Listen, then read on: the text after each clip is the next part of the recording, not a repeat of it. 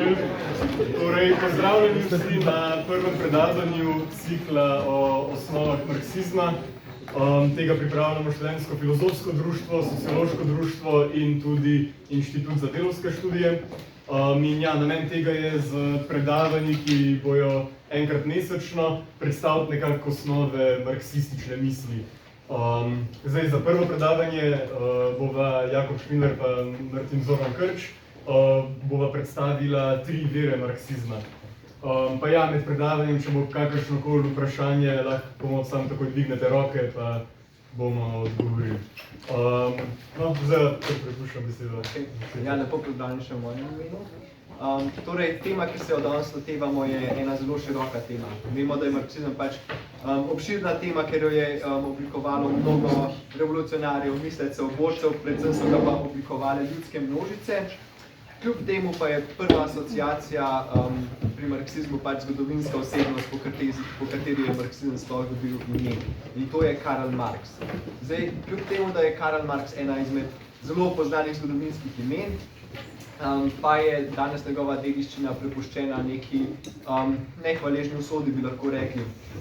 Namreč Marxa se danes dojema kot nekega filozofa, s katerim se ima pravico ukvarjati le ozek krog akademikov, pa še to se z njim ukvarja na popolnoma popačen način, namreč uporabljajo ga zgolj za neko interpretacijo nekih za neke metafizične debate, kar je v popolnem nasprotju z vizijo, ki jo je imel Marx za svojo revolucionarno idejo, ki naj bi bila predvsem usmerjena v spreminjanje sveta, ne pa zgolj v njegovo interpretiranje. Zdaj, ta molk in ta depolitizacija Marxa in to njegovo popačenje pa vendarle dokazuje, da je Marx še vedno aktualen. Namreč lahko sklepamo, da je Marx še vedno trn v peti nekaterim družbenim segmentov, ki so obstajali že v njegovem času in ki še vedno obstajajo. Ravno to je vir njegove aktualnosti. Marksizem je kljub vsemu preživel. Danes še vedno raste in je vedno bolj potreben.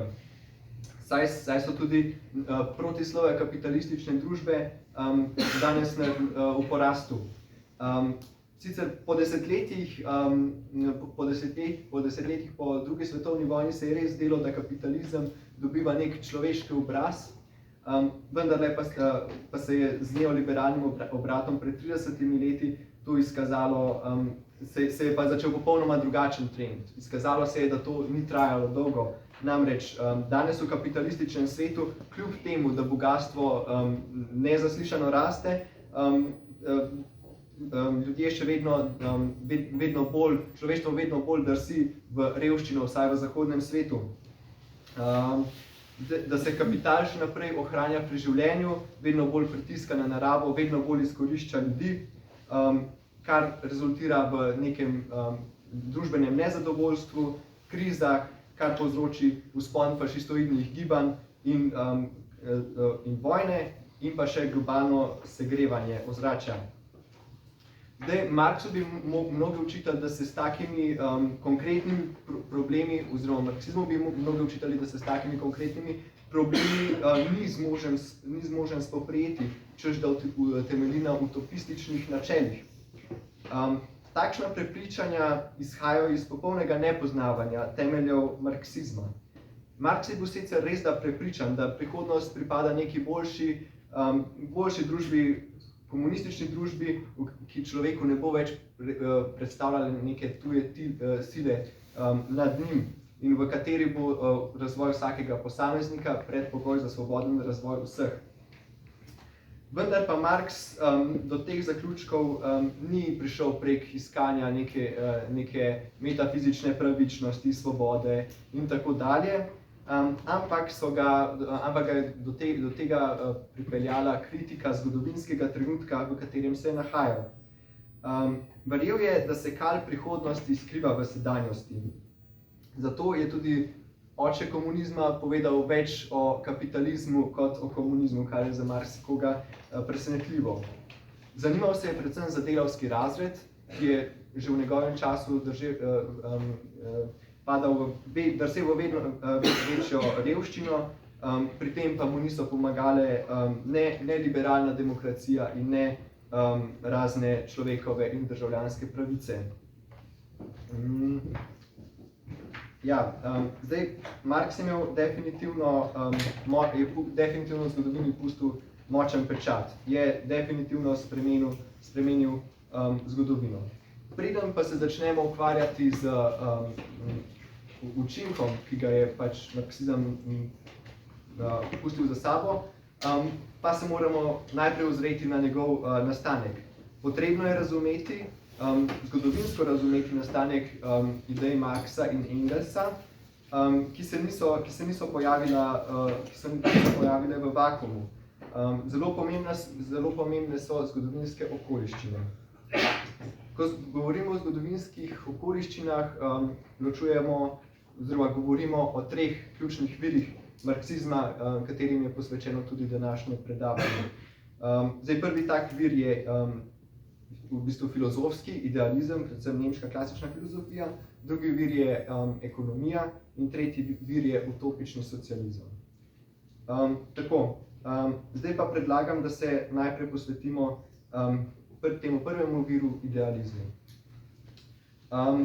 Torej, v Marxovem času je ta idealizem, je idealistični svetovni nazor oziroma idealistična filozofija doživela svoj vrh z nemško klasično filozofijo. To je bila neka tema, do katere se je mogel opredeliti ne samo vsak filozof, ampak vsak nek humanistični mislec tistega časa. Marx se je intenzivno ukvarjal tudi z nemško klasično filozofijo, od nje je veliko prevzel, ampak hkrati jo je tudi negiral.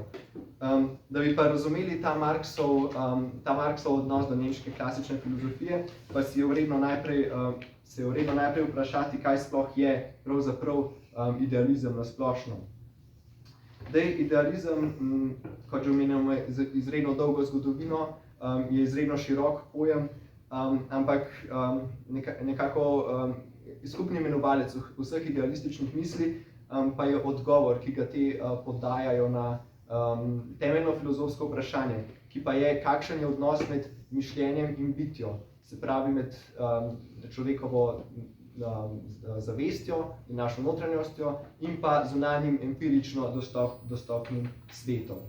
In idealizem, to lahko napišemo na tablo,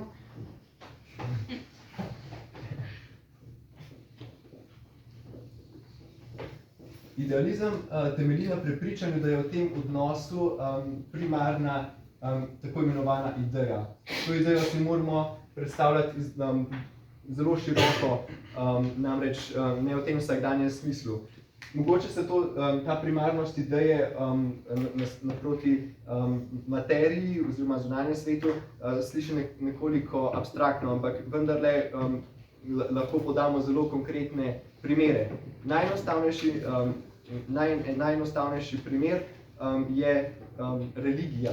Bog je namreč tudi ideja in Bog je tisti, Bog je ideja, ki obstaja neodvisno od materialnega sveta, je primaren, je šele ustvaril materialni svet. To je bistvo idealizma, da je svet oblikovan od ideje in nekako poganjan od ideje. Zdaj se pa lahko tudi ozremo na razvoj, ki ga je sama ta idealistična filozofija imela. Kot smo rekli, Višek doseže z nemško klasično filozofijo in predvsem z njenim najbolj znanim predstavnikom Hegelom. Hegel je sprejel to temeljno predpostavko idealizma, ampak vendarle se njegova filozofija razlikuje od poprejšnjih idealističnih tradicij. Hegel je poudarjal predvsem neko aktivno plat te ideje, verjel je, da se v vsaki ideji skriva nek razvoj, nek proces, neko gibanje in pa notranja protislovja. Poudaril tudi, da je človeška zgodovina nekako zgodovina od idej. Vsak statičen pojav, v tem primeru pač idejni pojav, ki je bil idealist, je poskušal zaobjeti v nekem gibanju. Takemu načinu dojemanja oziroma taki metodi preučevanja pojavov pa pravimo dialektika. In dialektika je zagotovo imela zelo močan vpliv, zelo velik odmev v takratni filozofiji. Do nje se je mogel opredeliti vsak, in je budila duhove. To pa še ne pomeni, da so se s Hegelom vsi strinjali. Nekateri, imel je sicer res da veliko nasprotnikov, mnogo filozofov tedanjega časa pa se je predvsem nekako problematiziralo njegovo temeljno, sam idealizem, samo njegovo idealistično izhodišče. To so bili pa materialisti, v katerem več idealisti so torej, materialisti so torej ravno zavračali to izhodišče idealizma, da je ideja primarna, je tista, ki določa zunanji svet. To moramo povezati predvsem z znanstvenimi odkritji tistega časa, ne? Da je Zemlja okrogla in se vrti okrog Sonca, da je človek se razvil iz živali, ni bil sam ustvarjen v svoji trenutni podobi, ne, strani Boga. In ravno ta znanstvena odkritja so zdaj za te nove filozofe in tudi znanstvenike ne pomenile nekako negacijo celotnega religije na prvem mestu, ampak tudi celotnega idealističnega nazora sveta, ne. Tem torej pravimo materialisti.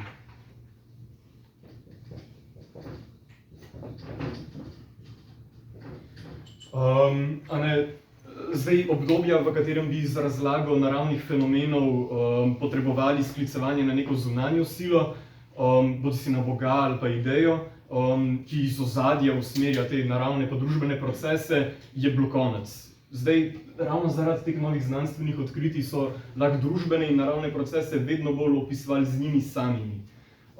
S tem se je zgodil ta velik preobrat v mišljenju, kjer je zdaj materija torej prvotna.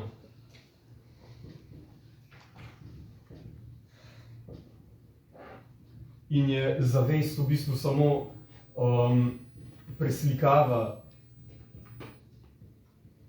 zunanjega sveta.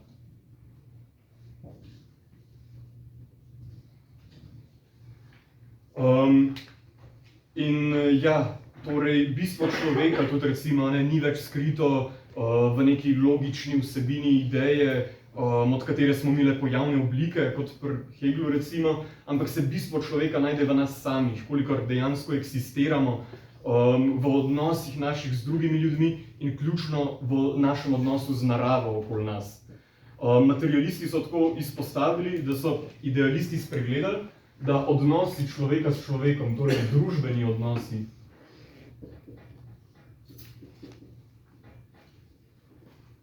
temeljijo na našem odnosu z naravo.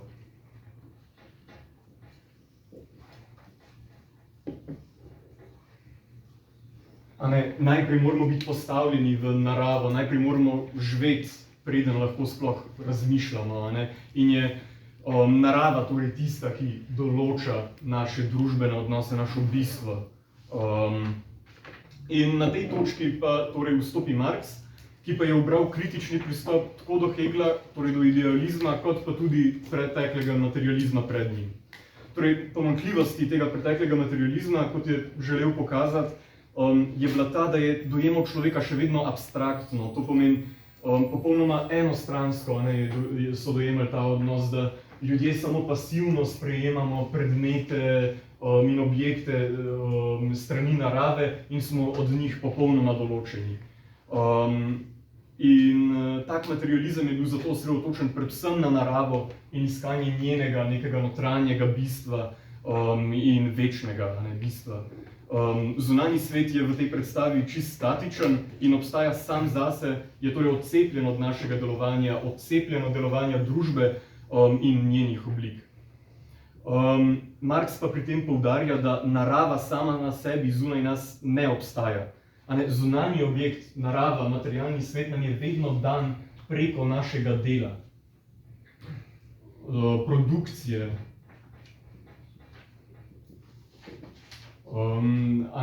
Torej, narava ni nek statičen, večen objekt zunaj nas, ampak da sploh stopimo v odnos z naravo, pomeni pač delo. In delo tukaj je tista primarna človeška dejavnost, kjer sploh, če hočemo preživeti, moramo skupaj obdelovati v naravi dane materiale, da si sploh zagotovimo te osnovne življenjske potrebščine, hrano, obleko, bivališče. Zagotovo drži, da se človek mora zanašati na naravo v njenem dejanskem materialnem obstoju, ampak pretekli materialisti so spregledali, da odnos med človekom in naravo hkrati temelji na odnosu človeka s človekom, torej družbenem odnosu. Ker ravno kar stopimo v naravo šele preko našega dela, šele preko produkcije, pomeni, da je hkrati zahtevano neko sodelovanje tukaj med ljudmi. Delitev dela, recimo.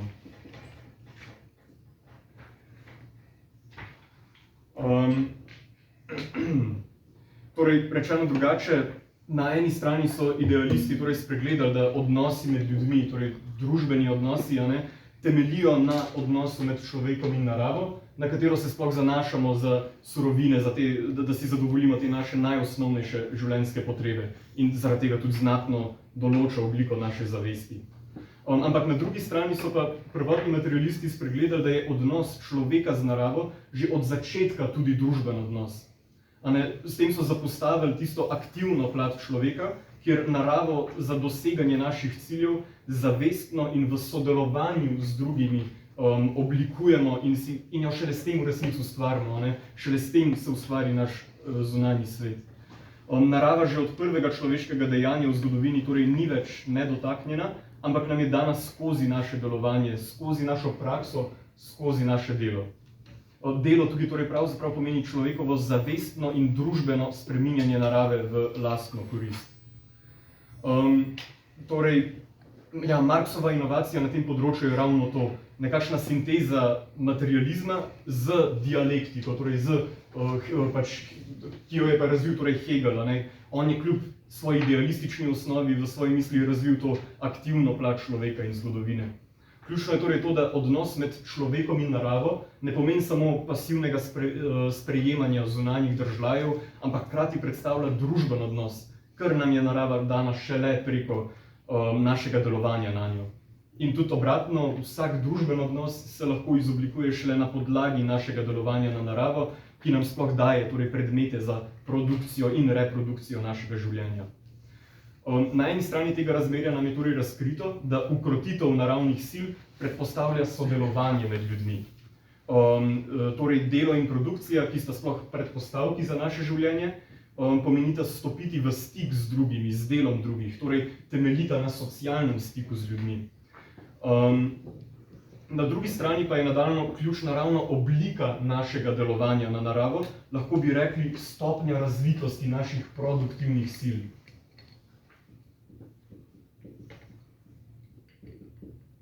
Produktivne sile tukaj lahko razumemo kot zmožnost našega produciranja. Sem tukaj so torej zaobjeta naša orodja, surovine, oziroma to so produkcijska sredstva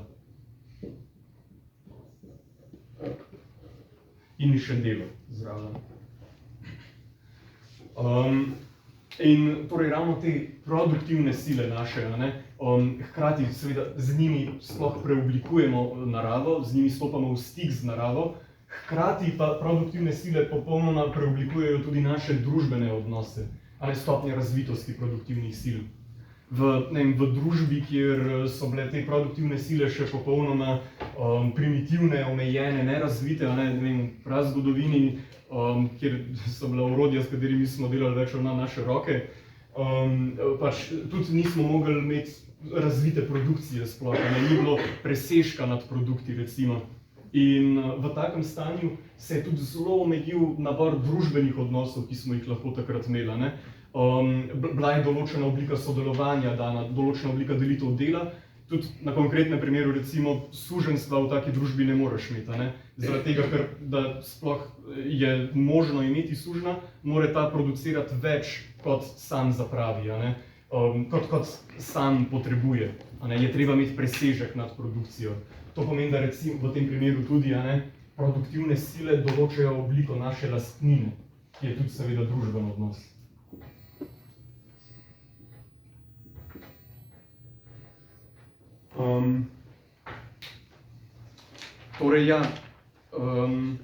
Pri dojemanju in analizi zgodovine je zato pri Marxu ključno ravno to razmerje med razvitostjo naših produktivnih sil, torej razvitostjo našega odnosa z naravo, in na drugi strani pa družbenimi odnosi, v katerih je ta produkcija zaobjeta.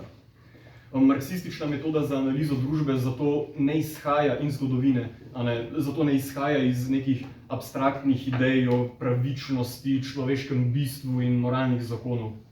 Za svoje predpostavke vzame ljudi v njihovem dejanskem, materialnem obstoju, to pomeni v njihovem delu, pač življenjskem procesu, v obliki njihovih produktivnih sil in v družbenih odnosih, ki jih te pač postavljajo. In zato tudi Marxov materializem se razlikuje od tistega prej, pač ni samo, pri Marxov materializmu dejansko ni prvotna sama materija v svoji večnosti, ampak so ključni ravno te družbeni odnosi in odnosi z naravo, ki nam dajo sploh stik z materijo, ključna je dejavnost, delo, s katerim stopamo šele v stik z njo in s katerim jo izoblikujemo. Ravno zato z zadnjih vzrokov družbenih sprememb ta marksistična metoda ne išče v glavah ljudi, v njihovih idejah, ampak v spremembah v načinu produkcije in menjave. Kot pravi Engels, vzrokov za te družbene spremembe ne smemo iskati v filozofiji, temveč v ekonomiji tiste dobe. In taki metodi analize, kot sta jo razvila Marx in Engels, pravimo dialektični materializem.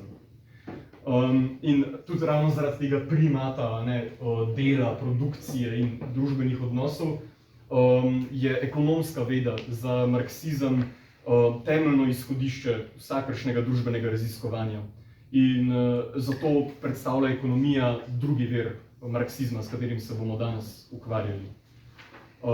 Zdaj, so do tle kakšno vprašanje mogoče? Ok, potem pa lahko.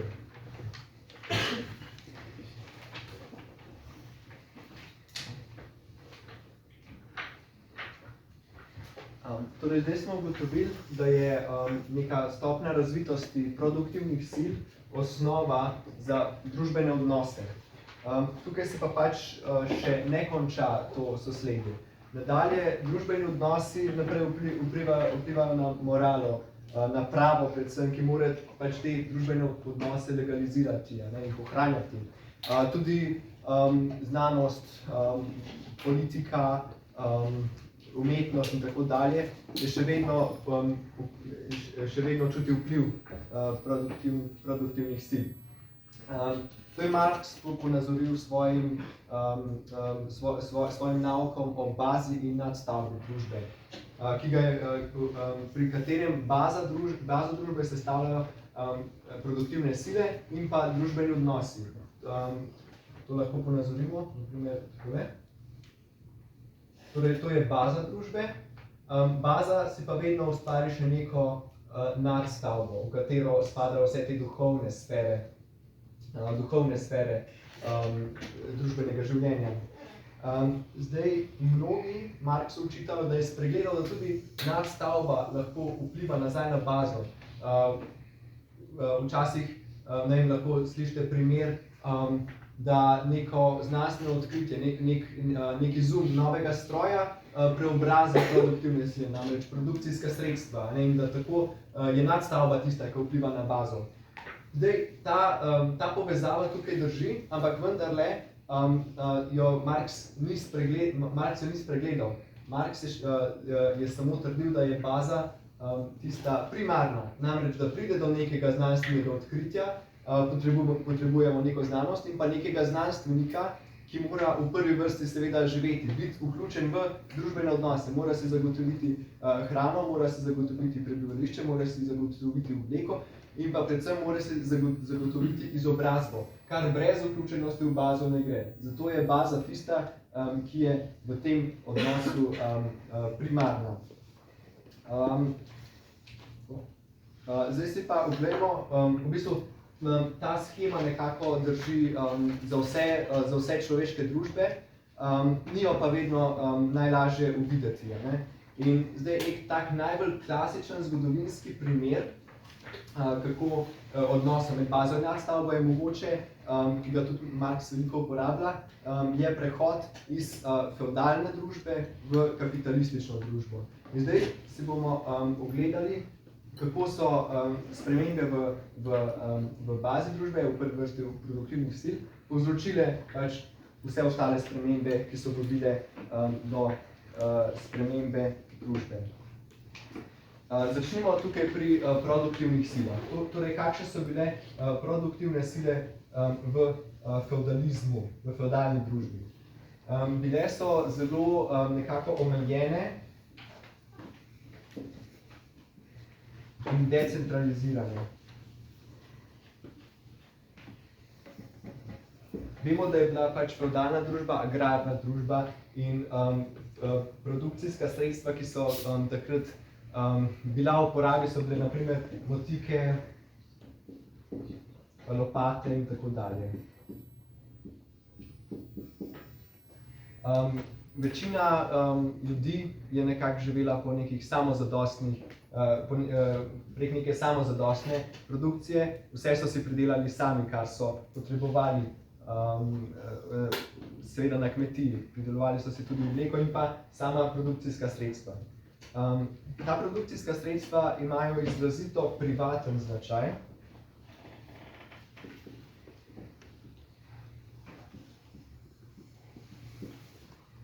Izrazito privaten značaj, ker to so orodja, ki jih lahko uporablja vsak, ki so mišljene za to, da jih uporablja nek posameznik oziroma neka družina, na primer manjša skupina posameznikov. Niso zapletena za uporabo in zato imajo izrazito privaten značaj.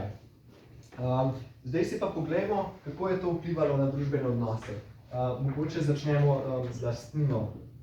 Torej, iz tega privatnega značaja je izhajala seveda privatna lastnina. Ta orodja so bila v privatni lasti posameznih kmetov.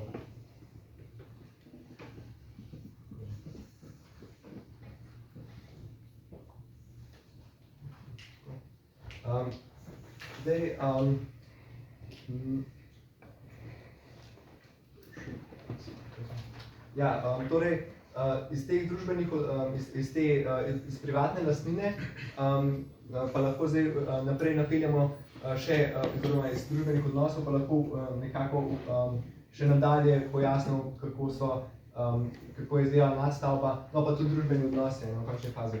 Torej, ker so bili producenti večinoma samozadostni, je bila edina možnost, da se je fevdalna družba, za katero vemo, da je bila razredna, razvila, je bila neka pravno-formalna podreditev kmetov, ne, poznamo tlačanstvo. Nekako vsak kmet je bil definitivno je bil samostojen, si je sam prideloval vse, kar je rabil za življenje in nekako edina možnost,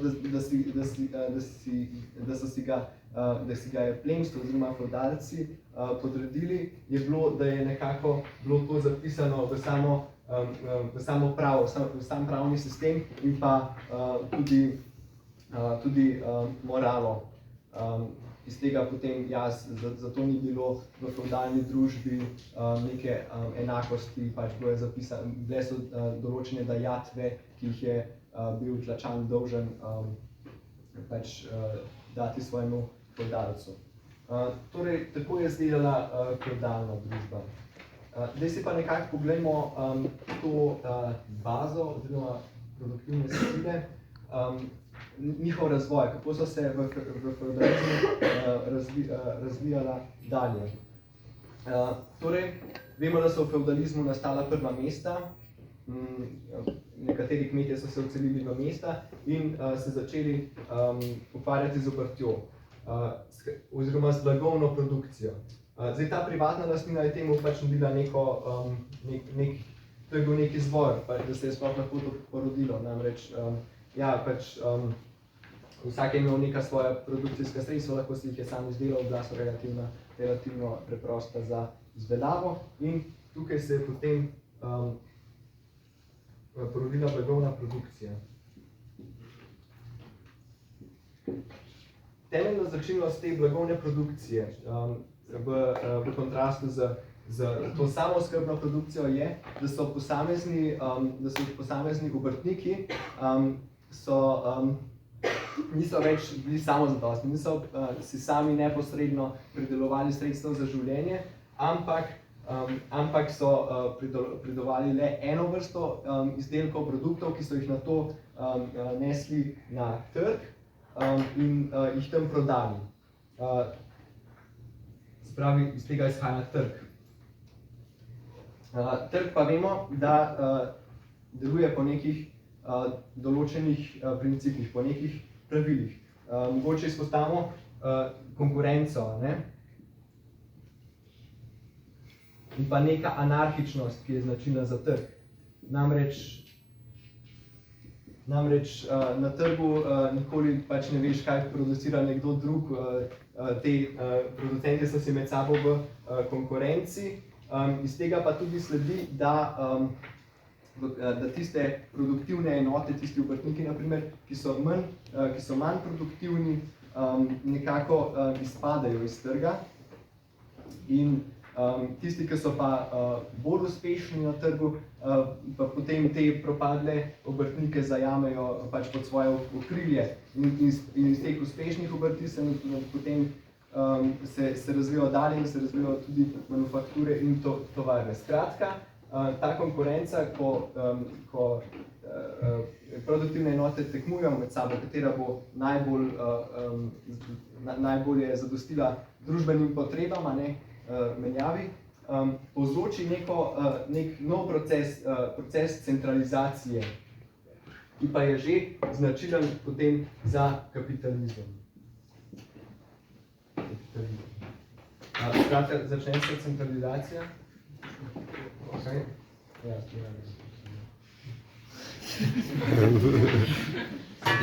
skratka, začne se centralizacija in razširjanje produkcijskih sredstev. Naprimer, tovarna. V tovarni dela mnogo delavcev, imamo stroje, ki jih mora upravljati na stotine, s katerimi mora upravljati na stotine ljudi, in iz tega izhaja tudi nek družbeni značaj teh novih produkcijskih sredstev.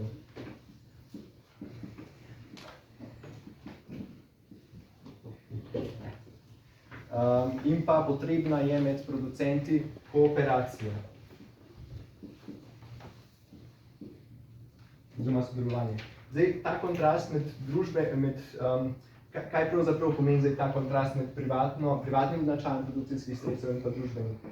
Torej, v feudalistični družbi imamo orodja, kot sem že omenil, ki jih lahko uporablja vsak sam, na neki individualni bazi.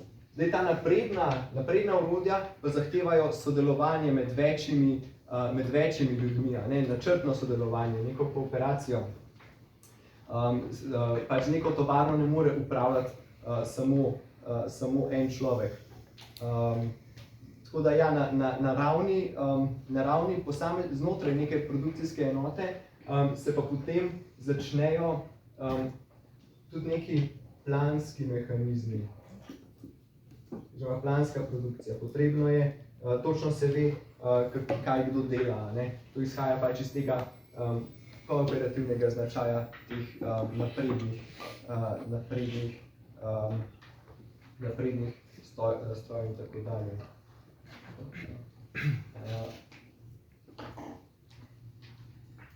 Zdaj si pa pogledamo, kako je ta preobrazba v bazi povzročila tudi neke spremembe v družbi, pač, da se je samo nek ta okvir družbe, da je družba prešla iz feudalistične družbene formacije v kapitalistično. Torej, da se je ta nov način lahko nadalje razvijal, da so tovarne lahko še naprej, ki so med sabo še vedno tekmovali, potrebovali so vedno več delovne sile, vedno več kooperacije, vedno več ljudi je moglo upravljati s temi naprednimi stroji, je bilo tudi vedno več delovne sile potrebno. Ampak te delovne sile takrat ni bilo, ker je bila ujeta na podeželju pod feudalnimi zakoni. kmetje niso mogli zapustiti svojega fevdalca, bili so vezani na svojo zemljo in nekako se je ta razvoj ujel v neko lupino fevdalne družbe. In zato so se začela tudi družbena gibanja, ki so zahtevala odpravo tlačanstva, osvoboditev kmetov v prvi vrsti od njihovega naravnega zastopnika, torej fevdalca, in pa tudi od njihovih lastnih omejenih produkcijskih sredstev, s katerimi so si zagotovili preživetje. Torej, ta neka razsvetljenska načela o svobodi, enakosti pred zakonom, bratstvu in tako naprej, to ni pravzaprav neko razsvetljenje, ampak je nek odraz nekih družbenih razmerij. Zdaj smo videli, kako se je v bistvu, kako so spremembe v bazi povzročile nek prevrat celotne družbe, celotne podobe družbe. Torej, ja, Marx se je predvsem ukvarjal z temi od človeka neodvisnimi dinamikami kapitalistične ekonomije, kot so vrednost, menjava, konkurenca, rast kapitala, kriza. Ampak te teme pa predvsem v bistvu jih je prijel v njihovem historičnem momentu. Ni jih videl kot neke večne zakone družbe, ki imajo nespremenljive, ampak jih je videl ravno v njihovem procesu, kako so se porodili iz preobrata iz fevdalizma v kapitalizem. Recimo blagovna oblika, blagovna produkcija, ki je toliko značilna za kapitalizem, je videl, kako produkti nimajo nobene fizične lastnosti, ki jim da značaj blaga, ampak to je predvsem družben odnos, ki jim ga da. Predvsem je potrebna privatna lastnina, ker privatna lastnina nad produkcijskimi sredstvi je tista, ki produkcijo stihijsko, to pomeni nenačrtno, nenadzorovano, razčlenjuje med posamezne privatne producente. In zaradi te privatne lastnine ima vsak producent nadzor le nad potekom svoje proizvodnje. Torej, družbena delitev dela je pri tržnih odnosih nenačrtna, samonikla. Vsak upravlja z svojimi produkcijskimi sredstvi, ve, kaj on producira, če pa se hoče dokopati do produkta nekoga drugega, mora stopiti v menjavo, mora iti na trg in šele takrat zamenjati svoje blago za blago nekoga drugega. Producent, torej pa čeprav privaten, pa je še vedno seveda vezan na družbo, ker mora zanjo producirati, ker mora producirati za družbene potrebe, če hoče prodati svoje stvari. In ja, ključno pa je to, da v nekem zgodovinskem obdobju so vsi ti zakoni bili smiselni, celo nujni za uveljavitev. Blagovna produkcija je bila smiseln, skupaj za konkurenco in prostega trga je bil edini smiselen mehanizem, ki je šele centraliziral in razširil ta omejena produkcijska sredstva iz fevdalizma. In torej ravno te novi družbeni odnosi so bili nujni za uveljavitev po tem, ko so se produktivne sile do neke mere spremenile. Mogel je fevdalizem pas, mogli so se kmetje osvoboditi, da se je lahko do konca uveljavili pravila blagovne produkcije.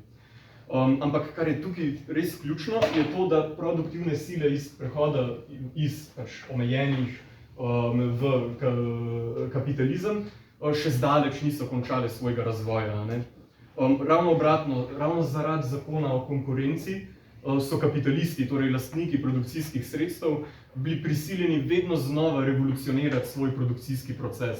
To pomeni uveljavljati nove stroje s ciljem širitve svoje produkcije, zaposlevati vedno več delavcev, da bi osvojili čim več trga. Če ne, bi propadli zaradi konkurence, bi jih nekdo prehitel, bi bolj racionalno produciral od njih in se bi rabili njim priključiti. In ključno pa je torej ravno to, da produkcijskih sredstev buržoazija ni mogla centralizirati in razširiti, kot je nujno za konkurenco, brez da bi jim hkrati vtisnila družben značaj. To je ravno to, ko se enkrat centralizirajo, ko enkrat pač vsa produkcija predstavljena iz posameznih kmetij, kjer uporabljajo lopate pa motike, v tovarne, ki se lahko upravljajo samo s kooperacijo večjih ljudi, takrat dobijo zelo izrazit družben značaj in zahtevajo potem neko novo produkcijo, ki pa je planska in ki se uveljavi že v kapitalizmu, v posameznih podjetjih. Točno je določeno, ti boš delal to, ti boš delal to, naredili bomo toliko produktov in ni nobene konkurenčnosti ne najdemo znotraj posamezne tovarne. In ravno torej, zdaj, ko je kapitalizem torej, z svojimi lastnimi zakoni uveljavil ta družben značaj produkcijskih sredstev, se je pojavilo že naslednje protislovje. Tokrat je za torej produktivnimi silami, ki ima zdaj družben značaj, trčila sama privatna lastnina. To je to glavno protislovje kapitalizma, torej privatna lastnina družbenih produkcijskih sredstev. Ko se enkrat to protislovje do konca uveljavilo, se je začel kazati na vseh področjih družbe. Kljub vedno večji produktivnosti, kljub vedno večjem družbenem bogatstvu, so se začele pojavljati ekonomske krize in čeprav je bilo družbeno bogatstvo visoko, se revščina večine ni zmanjševala. Tako da to, da je gibanje ekonomije nenadzorovano, kot je nujno v blagovni produkciji, za Marxa ni bilo nekaj pozitivnega oziroma ni bilo samo neko naravno dejstvo kot za ekonomiste pred njim. Zanje je to le pokazatelj, da družba nima nadzora nad silo, ki jo je sama ustvarila. In eden najbolj nazornih izrazov te družbene nemoči je ravno kapitalistična kriza, ki ne nastane zaradi pomanjkanja produktov, ampak zaradi njihovega preobilja. Če namreč zaradi zakonov konkurence vsak privaten producent poskuša producirati čim več, da premaga konkurenco, da osvoji več trga, mora seveda to proizvesti čim več blaga. Ampak privaten producent ravno zaradi te anarhičnosti prostega trga ne ve, če se bo njegov produkt sploh prodal. Tudi ne ve, komu se bo prodal, ne ve, za koliko se bo prodal. In seveda, da pa lahko blago sploh komurkoli koristi, se mora prej prodati na trgu. Problem pa nastane, ko ravno zaradi teh zelo razvitih produktivnih sil, kot jih imamo v kapitalizmu, zaradi modernih tovarn, ki producirajo res veliko, torej se producira več blaga, kot se ga sploh da prodati na trgu. Produkcija gre gladko čez povpraševanje in ko se to zgodi, blago ostane na policah in se ne more prodati, banke propadejo, delavci so odpuščeni in zruši se v glavnem celoten gospodarski sistem, v družbi zavlada kaos. In torej bolj kot so te produktivne sile razvite, tem globje in toliko bolj nujne so take krize. Ampak Marx te pogubne tendence ni pripisal samim produktivnim silam, ampak načinu njihove kapitalistične uporabe. Ker so torej kljub družbenem značaju še vedno v privatni lastnini, morajo primarno delovati za profitne motive. Produkcija, ki je torej s centralizacijo postala družbena sila, je hkrati je še vedno privatna v svoji obliki lastnine. Torej, to pomeni, da mora tekmovati s konkurenco, prodati čim več, hkrati pa porabiti čim manj za plače delavcev, kar zmanjša njihovo kupno moč. Torej, čeprav v družbi obstaja pomanjkanje, na trgu kar naenkrat ni več povpraševanja in izpolnjevanje družbenih potreb, to pomeni, ni več profitabilno za kapitalista. Nastopi obdobje krize in družbenih nestabilnosti in torej na tem trenutku se ponovi podobna situacija kot ob koncu feudalizma. Določena oblika produktivnih sil trči ob družbene odnose in zahteva, da se spremenijo. Torej, tokrat trči ob razvite družbene produktivne sile sama privatna lastnina in z njo blagovna produkcija. In torej, rešitev iz te situacije se torej skriva ravno v tem protislovju. Torej, problem je ta privatna lastnina, ki zdaj deluje dejansko že kot spona za nadaljnji razvoj produkcije in družbe. Torej, ravno potrebno je priznati družben značaj produktivnih sil in jih tudi torej dati v družbeno last.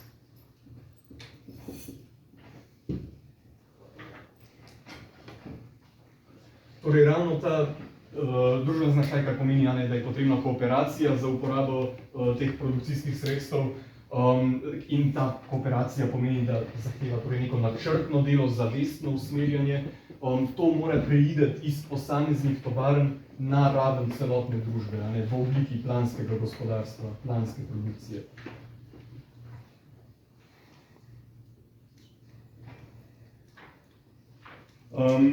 In ja, ravno torej te centralno vodene kapitalistične monopole in korporacije je potrebno združiti v eno entiteto in jo prenesti pod demokratični nadzor celotnega ljudstva. In šele takrat nam bo omogočeno prvič zares prijeti te družbene sile, ki smo jih ustvarili, in jih zavestno, načrtno usmerjati za naše potrebe. Izvajanju tega zgodovinskega procesa in prizadevanju zanj, torej pravno socializem, njegovemu polnemu uresničenju pa komunizem. Torej, socializem in komunizem pa je torej tretji vir marksizma, ki je danes njegov najbolj prepoznaven element. So tukaj mogoče kakšne vprašanja za to? Če ne, spet prepuščam. Torej, ja, prišli smo do tretjega vira marksizma. Ideja o taki družbi, ki bi temeljila na družbeni lastnini in kjer bi bila produkcija plansko vodena, kjer bi bil svoboden razvoj posameznika, predpogoj za svoboden razvoj vseh, so obstala že desetletja pred Marksom. Vendarle, tem mislecem oziroma tem teorijam, predmarksističnim teorijam socializma pravimo utopični socializem. Čeprav so imeli te utopični socialisti pred Marksom enake cilje kot Marks, pa vendarle do zaključkov niso prišli po enaki metodi. Imeli so namreč idealistična načela, verjeli so, da je možno socialistično družbo doseči preko neke odrešilne ideje, ki bo plod nekega izjemnega posameznika, oziroma skupine posameznikov. Treba si je samo zamisliti oziroma v mislih odkriti pot do take družbe in družba bo odrešena. Če bi taka misel prišla 500 let prej, bi bilo človeštvo že takrat osvobojeno. Utopični socialisti so namreč tudi verjeli, da so vse poprejšnje ideje pred njimi bile napačne, zmote, razočarani so bili nad razsvetljenstvom, ki je pač prineslo kapitalizem, in so želeli najti neko novo idejo. To idejo, ki bi bila končno pravilna in odrešilna, s to idejo bi nekako prepričali celotno družbo, zakaj je takšna družba smiselna, in zato so tudi verjeli v veliko moč izobraževanja in učenja. Verjeli so, da je mogoče celotno družbo prepričati, da je taka družba še najboljša in neka dokončna uresničitev potencialov družbe. Kot smo rekli, Marks si je tudi želel take družbe, ampak vendarle je pa namesto po neki utopični poti do tega zaključka prišel po znanstveni poti, po analizi nekih konkretnih materialnih razmer. Marks je verjel, da neko socialistično strategijo lahko določimo z neko imanentno, družbeno trajno kritiko, da je treba proučevati njena protislovja brez nekih moralnih pridig oziroma kako bi moralo biti, ampak treba je kritizirati oziroma analizirati trenutno stanje družbe in odkriti njene tendence, njeno gibanje, odkriti pot v prihodnost. Ker utopični socialisti, kot je povedano, so verjeli, da če bi njihova ideja se pač pojavila v prejšnjih zgodovinskih obdobjih, bi bilo človeštvu prihranjeno stoletja trpljenja pod razrednimi družbami. Ker bi njihova ideja bila toliko dobra, da jo pač noben ne bi mogel zavrniti, ko bi bila racionalno v argumentu predstavljena. Ampak Marks in Engels sta na to stališče gledala kritično. Na podlagi njunih spoznanj ravno o bazi nadstavbi sta bila prepričana, da je socializem se pojavil primarno predvsem kot idejni izraz delavskega razreda, ki pa ga je porodila šele sodobna kapitalistična produkcija. Ta je po eni strani dovolj produktivna, da bi lahko zagotovila splošno družbeno blaginjo, po drugi strani pa si to sama sebi preprečuje z svojim profitnim motivom, ki jo sili na eni strani v vedno večji izkušnje ljudi, proletariata in narave. Šele s takšnimi protislovji socializem postaja možnost, celo nujnost za nadaljni razvoj družbe in človeštva. Torej, ravno da imamo centralizirane in razširjena produkcijska sredstva, ki imajo izrazito družben značaj, hkrati pa so ta vpeta v spone blagovne produkcije, ki ne pusti njihovega načrtnega usmerjanja. In tudi Marxovih odkritij ni omogočila njegova genialnost, ampak predvsem razmere časa, v katerem je živel. Naloga socializma torej ni iskanje popolne od poteka zgodovine neodvisne ideje, ki bo konstituirala utopično prihodnost, ampak znanstvena analiza obstoječe družbe in iz nje izhajajoča praksa, ki lahko spreminja konkretne okoliščine. Marxovemu socializmu zato tudi pravimo znanstveni socializem. Na ta način pristopa znanstveni socializem tudi do kapitalizma. S tem, ko je zakon konkurence privedel do naglega razvoja produkcijskih sredstev, ko so torej iz manufaktur, najprej izdelavnic nastale manufakture, iz manufaktur potem tovarne, ki pa imajo torej zdaj čisto že družben značaj, si je kapitalizem spodnesel lastna tla, na katerih se je zgradil. Preko preobrazbe družbene baze, torej produktivne sile, so se porodili pogoji za novo obliko družbe, ki bi tej preobraženi bazi ustrezala. In dlje, ko se torej nadaljuje razvoj produkcije pod starimi pogoji, toliko izrazitejša postajajo družbena protislovja, ki izhajajo iz trenja med razvitostjo produktivnih sil, med torej razvitostjo našega odnosa z naravo in družbenimi odnosi, v katere so ta produktivne sile postavljene. In bolj kot se nadaljuje razvoj znotraj teh odnosov, toliko bolj se celovita preobrazba družbe tudi kaže kot nujnost. Torej, družbena organizirana produkcija je prerasla okvirje privatne lastnine, ki se sedaj kaže kot spona za nadaljni razvoj. In socializem pomeni ravno zahtevo za ukinitev privatne lastnine, da se produkcijska sredstva prilasti strani celotne družbe in s tem prepozna njihov družben značaj, ki so ga dobila preko razvoja v kapitalizmu. Socializem pomeni prepoznati zgodovinsko nujnost prisvojitve nam do sedaj tujih družbenih sil in njihovo zavestno, smotrno uporabo in vodenje strani celotne družbe, torej v obliki planskega gospodarstva. In dokler se taka preobrazba družbe ne bo zgodila, se tudi ne bojo mogla odpraviti temeljna družbena protislovja, ki se krepijo na račun naših življenj. Delavci se lahko pogajajo za višje plače, toda dokler bo produkcija usmerjena okoli rasti kapitala, bo izkoriščanje delavstva strani kapitalistov nujnost. In dokler bomo producirali blago, ki stopi v stik z družbo šele na ravni menjave, bomo vedno znova obtičali v tistem ciklu kriz, v katerih se torej že produciranega družbenega bogatstva ne more tudi uporabiti zaradi spon privatne lastnine. In odkar so se protislovja kapitalizma preslikala na mednarodni nivo, se kažejo kot nujne tudi imperialistične vojne, genocidi in neprestano brutalno izkoriščanje perifernih držav strani ekonomskega centra.